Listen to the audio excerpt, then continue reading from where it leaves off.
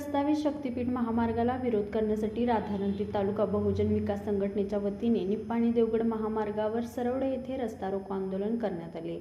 प्रस्तावित शक्तीपीठ महामार्गासाठी मालवे, उंदरवाडी, बोरवडे, तुरंबे आदी गावातील हजारो हेक्टर सुपीक जमीन महामार्गासाठी संपादित होणार असल्याने अनेक कुटुंबावर भूमिहीन होण्याची वेळ येणार आहे।